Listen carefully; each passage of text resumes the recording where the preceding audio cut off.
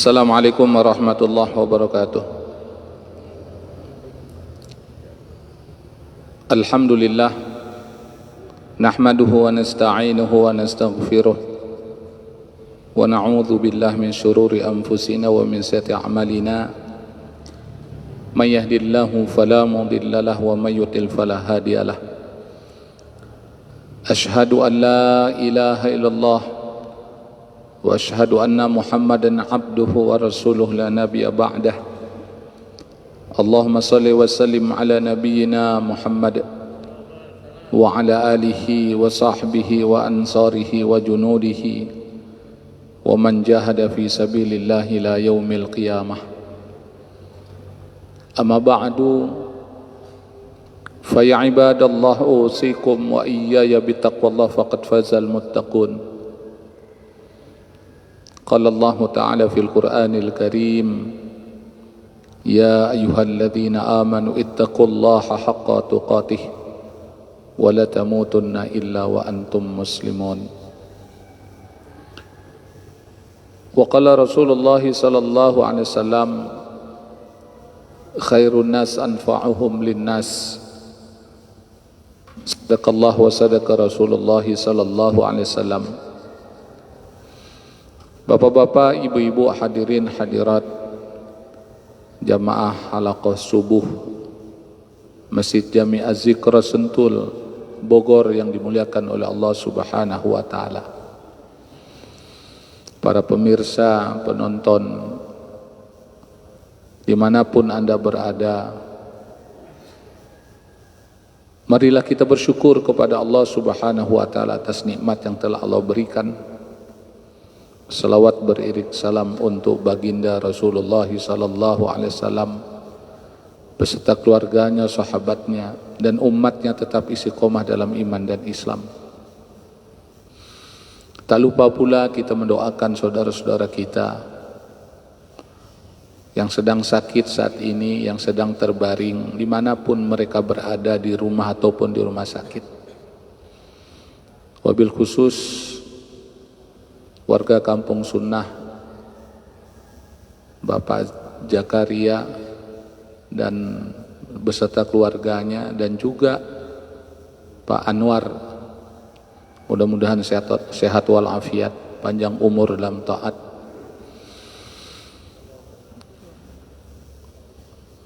Dan kita doakan juga saudara-saudara kita yang saat ini sedang terlilit hutang, mudah-mudahan Allah beri kemampuan untuk melunasi segala hutang-hutangnya. Karena Allah adalah Tuhan yang Maha Kaya, pemilik alam semesta. Yang belum mendapatkan jodoh, mudah-mudahan Allah segerakan jodohnya. Allah berikan pasangan beriman lagi bertakwa, Allah hantarkan dalam kehidupan berumah tangga menuju keluarga sakinah mawaddah warahmah. Yang belum mendapatkan keturunan, kita doakan mudah-mudahan Allah berikan keturunan anak-anak yang soleh dan solehah, yang berbakti kepada kedua orang tua, yang taat melaksanakan perintah Allah, generasi yang hafal Al-Quran, mengamalkan Al-Quran, berakhlak Al-Quran, dan generasi akan membebaskan Baitul Maqdis. Pada pertemuan kali ini kita akan membahas, mengkaji, membicarakan dengan tema akhir kehidupan yang mengenaskan. Kita sudah membahas tentang manusia yang akhir kehidupannya husnul khatimah, kematian yang indah, di mana yang meninggal tersenyum, wajahnya bersih bersinar. Dan inilah tanda orang yang mengalami kematian yang indah. Tapi ada juga orang yang akhir kehidupan itu sangat mengenaskan, sangat mengerikan, sangat menakutkan.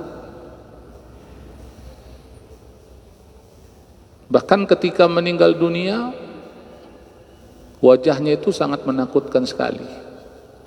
Ada yang lidahnya menjulur, matanya melotot, wajahnya lebam membiru, bau, naudzubillah min dzalik.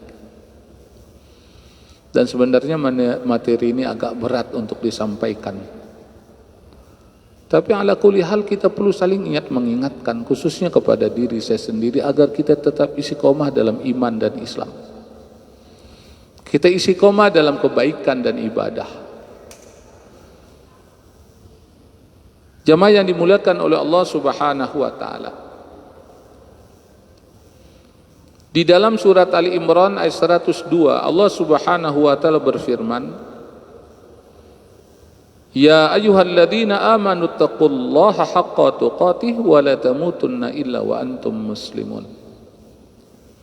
Agar mendapat berkah dan rahmat majelis ini, mari kita baca ayat yang sudah sangat familiar, apalagi ayat ini senantiasa dibacakan oleh para khatib Jumat untuk mengingatkan jamaah agar bertakwa dan mati dalam keadaan Islam. Saya akan baca, silakan jamaah mengikuti, yang di rumah juga silakan mengikuti, karena ketahuilah satu huruf dari Al-Quran yang kita baca, Allah akan balas 10 kebaikan. Sebelum matahari terbit, burung-burung berkicau, kita berada di rumah Allah, di masjid yang mulia, kita baca ayat ini. Mudah-mudahan kita mendapatkan anugerah pahala yang besar dari Allah Subhanahu wa taala.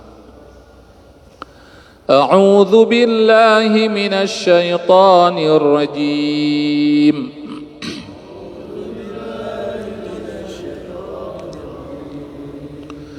Bismillahirrahmanirrahim.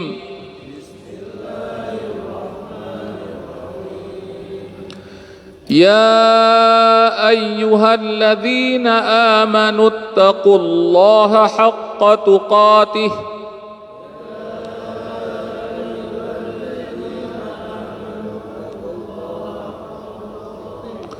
wa la tamutunna illa wa antum muslimun.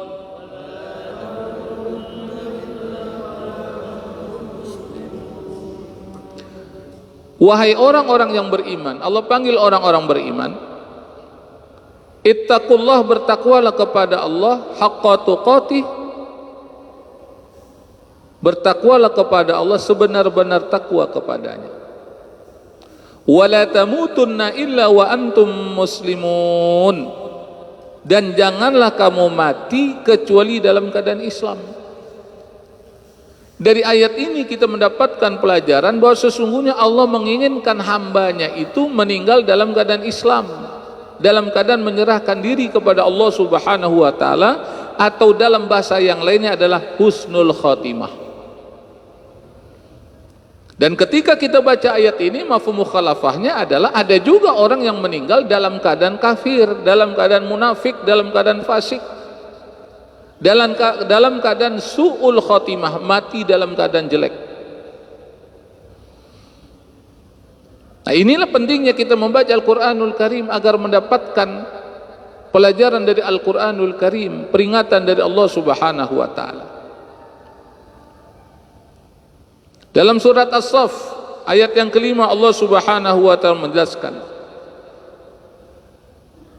wa idh qala Musa liqaumihi ya qaumi lima tu'dhunani wa qad ta'lamuna anni rasulullahi ilaikum falamma zaghu azagha Allahu qulubahum wallahu la yahdil qaumal fasiqin. Dan ingatlah ketika Musa berkata kepada kaumnya, wahai kaumku, mengapa kamu menyakitiku padahal kamu sungguh mengetahui bahwa sesungguhnya aku utusan Allah kepadamu. Ini kelakuan umat Nabi Musa alaihissalam, kaum Nabi Musa alaihissalam. Nabinya itu disakiti, dizolimi. Itu zaman Nabi Musa alaihissalam. Maka ketika mereka berpaling dari kebenaran, Allah memalingkan hati mereka dan Allah tidak memberi petunjuk kepada kaum yang fasik. Ketika mereka berpaling dari kebenaran, dari al-haq, maka Allah palingkan hatinya. Dan Allah tidak beri petunjuk kepada mereka. Kepada siapa? Kaum yang fasik. Maka akhir kehidupan orang model semacam ini adalah su'ul khatimah. Akhir kehidupan orang yang model semacam ini adalah mati dalam kesesatan. Kenapa? Karena dia nggak mau mengikuti kebenaran, karena dia melakukan kezaliman,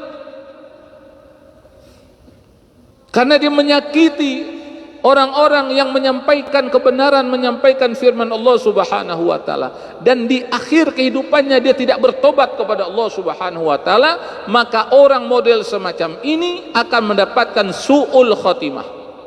Dan Anda boleh buktikan orang yang dalam kehidupannya zalim itu matinya dalam keadaan su'ul khotimah.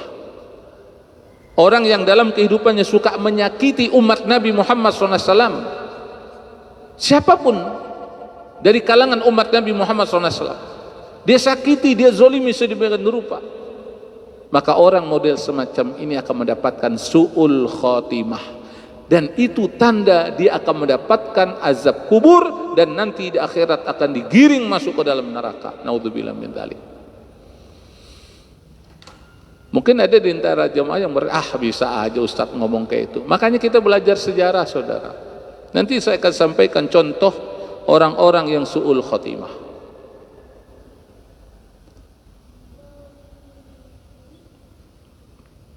Dalam surat Ibrahim ayat 27 Allah Subhanahu wa taala berfirman, yang maknanya Allah meneguhkan iman orang-orang yang beriman dengan ucapan yang teguh dalam kehidupan di dunia dan di akhirat, dan Allah menyesatkan orang-orang yang zalim, dan Allah berbuat apa yang dia kehendaki. Orang-orang yang beriman dia meneguhkan ucapannya. Apa ucapannya? Ucapan kebenaran, ucapan hak, ucapan la ilaha illallah, tiada Tuhan kecuali Allah Subhanahu wa taala. Dan ucapan ini dia pertahankan sampai akhir kehidupannya. Makanya ketika ruh keluar dari jasadnya, kalimat yang diucapkan adalah kalimat agung, kalimat mulia, la ilaha illallah. Kita ulangi kalimat ini 3 kali. Mudah-mudahan kita yang hadir yang mengikuti kajian ini, di akhir kehidupan Allah akan mudahkan lisan kita untuk mengucapkan kalimat tauhid ini. La ilaha illallah.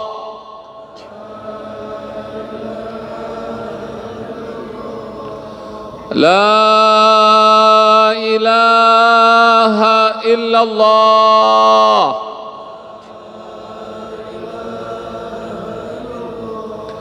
La ilaha illallah. Muhammadur Rasulullah sallallahu alaihi wasallam. Nah, di akhir ayat ini Allah katakan apa?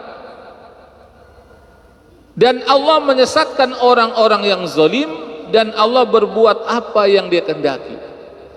Jadi ketika orang itu melakukan kezaliman, maka sesungguhnya dia sedang meniti jalan kesesatan.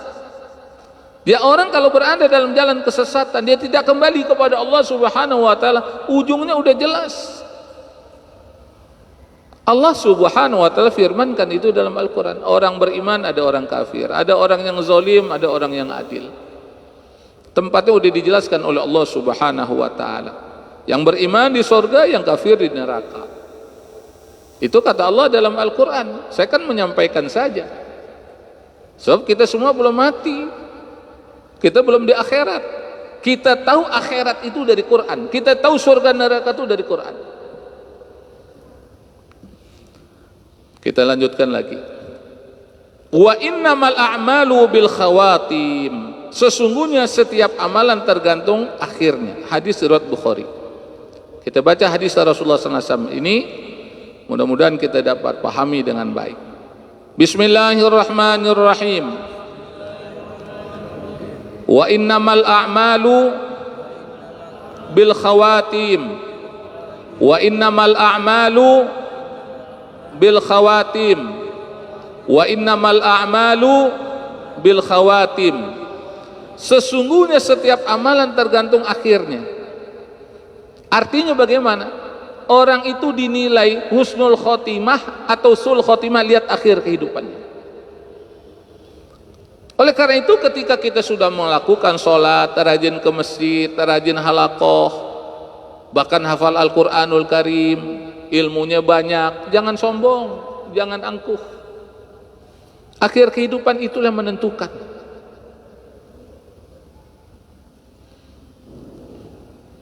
Insya Allah nanti kita akan bahas contoh-contoh. Ada orang yang hafal Quran, akhir kehidupannya su'ul khatimah.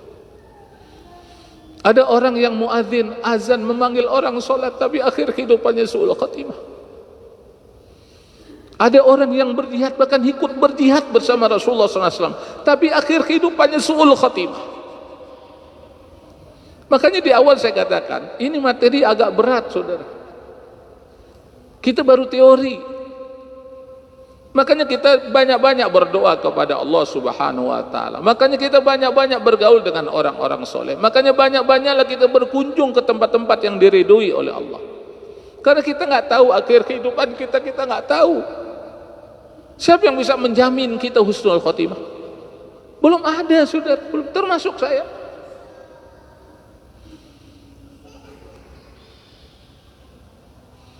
Maka kita perhatikan firman Allah Subhanahu wa taala dalam surat Ali Imran ayat 32. Qul ati'ullah war rasul, qul ati'ullah war rasul, fa in tawallaw fa innallaha la yuhibbul kafirin. Katakanlah Muhammad, taatilah Allah dan Rasul. Jika kamu berpaling, enggak mau taat kepada Allah, enggak mau taat kepada Rasulullah SAW, ketahuilah bahwa Allah tidak menyukai orang-orang kafir. Kalau Allah tidak suka, maka di akhir kehidupannya enggak ditolong oleh Allah, enggak dibantu oleh Allah, enggak dituntun dia untuk bisa mengucapkan kalimat la ilaha illallah.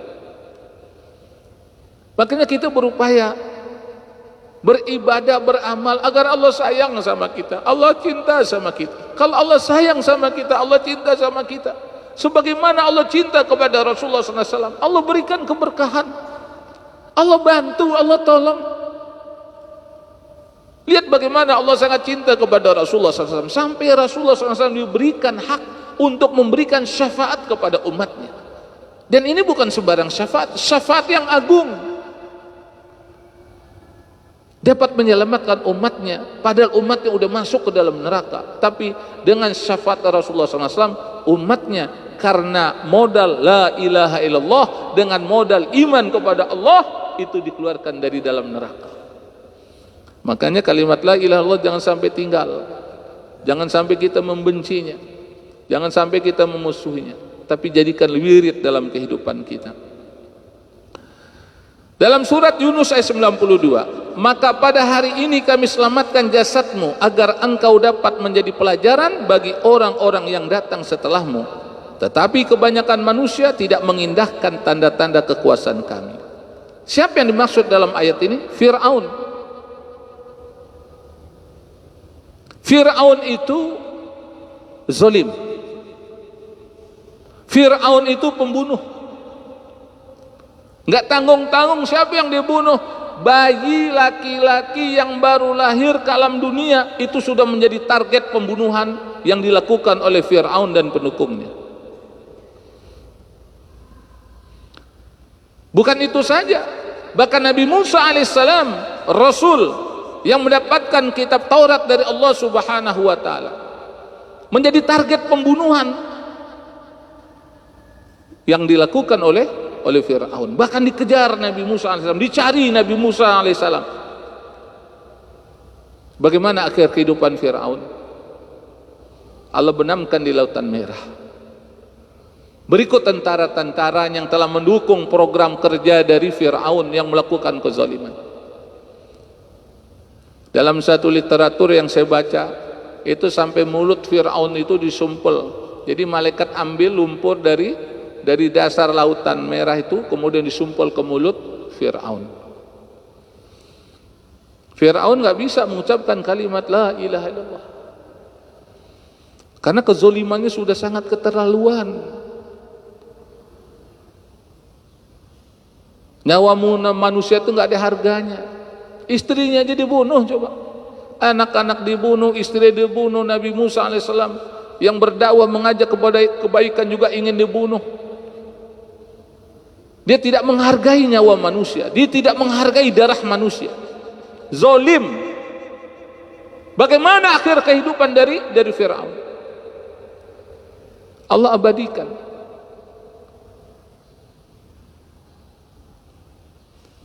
Ini fotonya nih.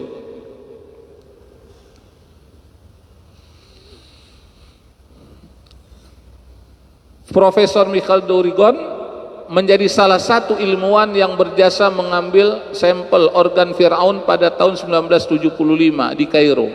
Setelah penelitian, sang profesor menemukan bahwa kondisi tubuh Fir'aun masih utuh meskipun sudah tenggelam di laut selama waktu yang lama. Udah berabad-abad kan? Fir'aun itu hidup di zaman Nabi Musa alaihissalam. Nabi Musa alaihissalam itu hidup sebelum Rasulullah SAW dilahirkan, sebelum Nabi Isa alaihissalam dilahirkan, sebelum Nabi Zakaria, Nabi Yahya alaihissalam dilahirkan. Artinya sudah ratusan tahun. Tapi Allah selamatkan untuk apa? Jadi pelajaran. Siapapun yang diberikan kekuasaan jangan melakukan kezaliman. Kekuasaan itu ada batasnya, saudara. Berapa lama sih berkuasa? 5 tahun, tambah lagi 10 tahun, mau 3 periode, 4 periode, 5 periode, habis itu udah finish. Dipertanggungjawabkan apa yang dilakukan ketika hidup.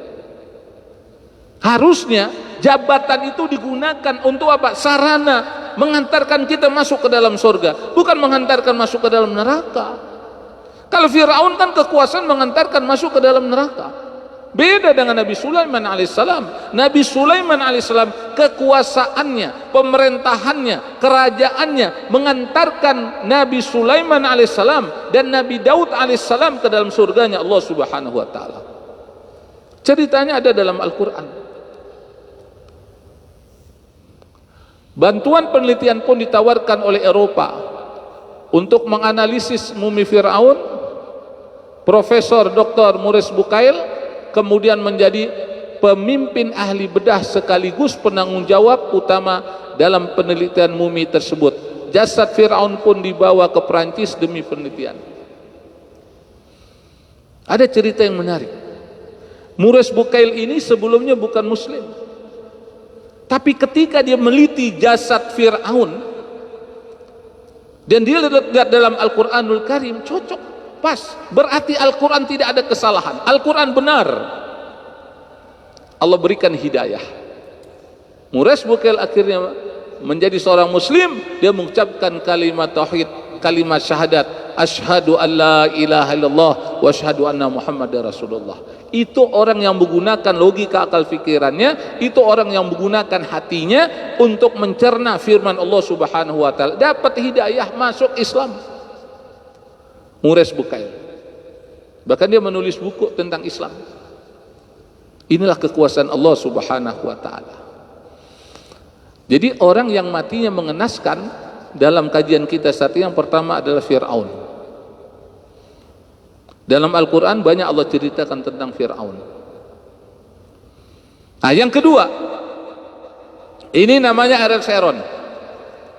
Lahir tahun 1928, mati tahun 2014. Pangkat terakhir jenderal. Bayangkan jenderal, saudara. Dia punya bintang, dia punya kekuasaan, dia punya pasukan. Akhir kehidupannya mengenaskan. Akhir kehidupannya su'ul khotimah. Pasukannya nggak bisa bantu, saudara. Pangkatnya nggak bisa bantu, saudara. Kenapa? Zolim. Bagaimana kezoliman yang dilakukan? Membunuh 3.000 muslim Palestina di kamp pengungsian Sabra Satila.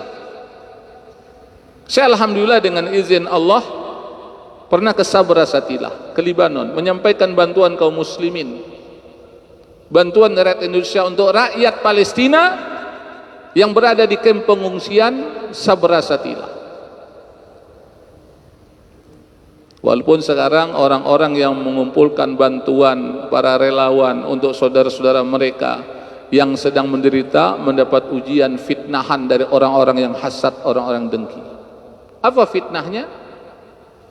Dituduh sebagai orang yang memberikan bantuan kepada teroris, kelompok radikal, naudzubillah min dzalik.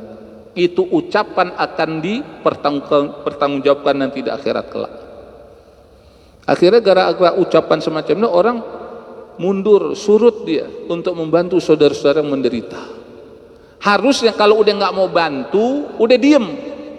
Jangan memprovokasi rakyat dengan tudingan, tuduhan yang bukan-bukan.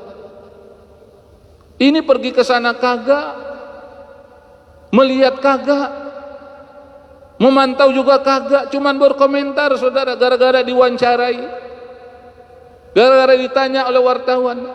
Ini kan zolim namanya saudara. Makanya benar apa kata Rasulullah SAW, khairun nas anfa'hum linas, sebaik-baik manusia adalah orang yang memberikan manfaat kepada orang yang lain. Kalau udah nggak mau bantu, udah diem. Banyak umat Nabi Muhammad SAW yang sedang menderita saudara. Di Palestina sampai saat ini mereka masih dijajah oleh Zionis Israel. Di Gaza mereka diblokade. Di Libanon berapa banyak mereka menjadi pengungsi. Di Suriah demikian juga. Belum lagi Rohingya, belum lagi yang korban dari apa, angin puting beliung, yang banjir segala macam. Itu adalah umat Nabi Muhammad SAW. Cobalah perasaan kita dimunculkan. Saya lihat langsung Pak bagaimana penderitaan mereka. Saya datang ke kuburan para syuhada di Sabra Satilah. Saya diceritakan oleh mereka yang masih selamat bagaimana sadisnya itu Ariel Sharon dengan tentaranya. Dia kan berada di Palestina yang dia jajah, yang sekarang namanya Israel. Dia masuk ke wilayah Libanon. Sabra Shatila itu dekat dengan ibu kota Libanon. Masuk dia saudara, karena didukung oleh orang-orang Libanon juga.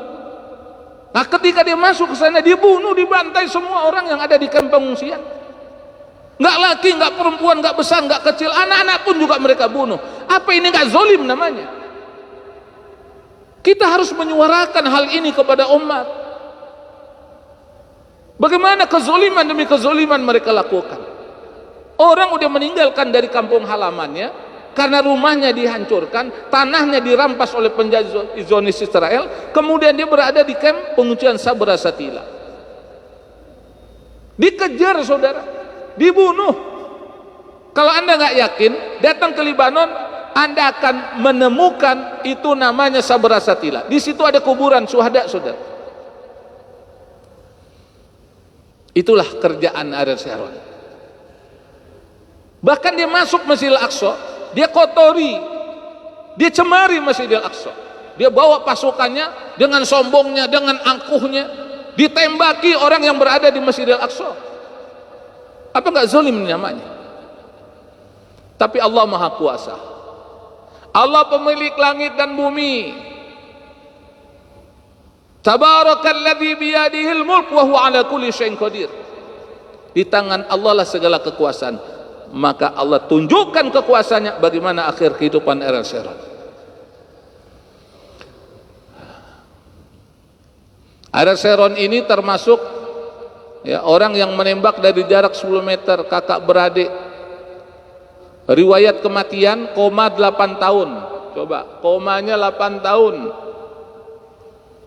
Dari tahun 2006 sampai 2014 usus membusuk, pendarahan otak, lumpuh seluruh tubuh, mimpi buruk dengan badan kepanasan, hanya mata yang berkedip selama 8 tahun, mati dengan berat badan tinggal 15 kg.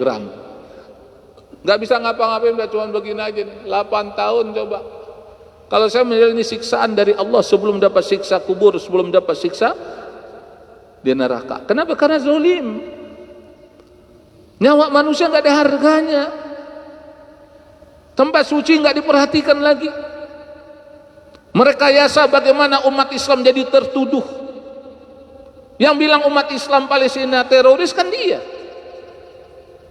Jahat orangnya saudara. Ya saya perlu menyampaikan apa adanya. Apa salah saya ngomong kayak begini? Salah nggak saya ngomong kayak begini? Saya menyampaikan ini agar kita jangan berlaku zalim. Kita berbuat baiklah kepada umat Nabi Muhammad SAW, kepada saudara-saudara kita. Jangan kita mencontoh orang-orang yang akhir kehidupannya su'ul khotimah. Kita lanjutkan lagi. Ini dia nih. Dia meninggal pada usia 85 tahun. Bertahun-tahun dalam siksa dunia. Sang jagal warga Palestina itu kini sakarat. Nih Pak, 8 tahun begini coba. Siapa yang tahu, yang tak tahu peristiwa pembantaian Sabra Satila pada 18 September 1982 silam? Sebanyak 2.000 pengungsi warga Palestina di kamp Sabra Satila, Lebanon dibantai oleh kelompok milisi di bawah komando Menteri Pertahanan Israel saat itu, Jenderal Ariel Sharon. Menteri Pertahanan. Dia tidak hargai nyawa manusia, dia tidak hargai darah manusia. Ya. Kita berlindung kepada Allah, jangan sampai kita terjerumus pada kezaliman. Ariel Sharon pembantai umat Islam. Pembantaian Sabra Satila berlangsung 16 sampai 19 September 1982. Ketika itu tentara Israel yang dipimpin Menteri Pertahanan Israel Ariel Sharon mengepung Sabra dan Satila, lalu membiarkan para milisi Kristen Maronit Lebanon yang dipimpin kaum Palangis membantai pengungsi di dalamnya. Sekitar 3.500 sampai 8.000 orang, tidak ada rilis angka pasti, termasuk anak-anak, bayi, wanita dan orang tua dibantai dan dibunuh secara mengerikan di tempat terbuka. Tentara Israel yang dipimpin Ariel Sharon dan kepala stafnya Rafael Etan memastikan pasukan mereka yang melakukan itu. Coba bagaimana kezaliman, ribuan orang dibunuh. Coba. Nah, jamaah yang dimuliakan oleh Allah, yang berikutnya lagi, ya mudah-mudahan masih ada waktu kita. Anda tahu orang ini? Awalnya Muslim, Pak. Ada yang mengatakan dia ulama, penulis kitab. Ya. Namanya Abdullah Al-Qasimi, mantan dai menjadi ateis. Ini yang kita khawatirkan. Ini yang kita takut, akhir kehidupan. Orang yang saya sebut tadi, yang saya tampilkan, ini awalnya dai, Pak, penceramah, penulis kitab. Dia menulis sebuah buku atau kitab yang berjudul As-Sira' Bainal Islam wal Wasathaniyah, perseteruan antara Islam dan paganisme. Buku ini mendapat respon yang sangat bagus di kalangan ahlul ilmi, sampai-sampai ketika itu ada salah seorang imam Masjidil Haram yang memujinya dengan sebuah qasidah syair. Bahkan Syekh Saleh Al-Munajjid hafizahullah menyebutkan bahwa ada di antara ulama yang berkata Al-Qasimi telah membayar mahar surga dengan buku ini. Namun tiba-tiba Al-Qasimi berbalik 180 derajat setelah terpikat pada seorang gadis di Beirut, dan jadilah ia membela ide-ide orang-orang ateis yang menyesatkan, dan ia pun menulis buku yang berjudul Yakdzibuna likai yarallaha jamilan, mereka berdusta untuk melihat Allah yang maha indah, dan buku Hadhihi hiyal aglal, inilah belenggu. Kemudian ia pun menyampaikan secara terang-terangan bahwa ia adalah seorang ateis yang mengingkari adanya Allah. Lalu ia pun binasa pada tahun 1996. Dari percaya kepada Allah, beriman kepada Allah, berdakwah mengajak manusia kepada Allah, akhirnya dia nggak percaya sama Tuhan, ateis. Coba, inilah kehidupan, saudara. Makanya jangan sombong kita. Kita tingkatkan syukur kita. Alhamdulillah kita ditakdirkan oleh Allah bisa sholat subuh berjamaah di masjid, ikut halaqah, sholat isyraq. Bersyukur kita sama Allah. Maka kita minta agar Allah berikan keistiqomahan kepada kita sampai akhir kehidupan kita kayak begini. Cinta masjid, cinta ulama, cinta Allah subhanahu wa ta'ala. Ini baru 3 contoh, saudara. Ya, bagaimana akhir kehidupan? Tahun 96 meninggal dunia, nggak percaya sama Tuhan. Jamaah yang dimuliakan oleh Allah Subhanahu wa taala. Mudah-mudahan Allah berikan keistiqomahan kepada kita, ahli keluarga kita, keturunan kita dalam iman dan Islam. Dan kita semua ahli keluarga kita meninggal dalam keadaan husnul khotimah. mengucapkan kalimat tauhid la ilaha illallah Muhammadar Rasulullah. Mungkin itu yang dapat saya sampaikan, mudah-mudahan bermanfaat. Mari kita tutup dengan doa kafarat majelis. Subhanakallahumma wa bihamdika asyhadu an la ilaha illa anta astaghfiruka wa atubu ilaik. Assalamualaikum warahmatullahi wabarakatuh.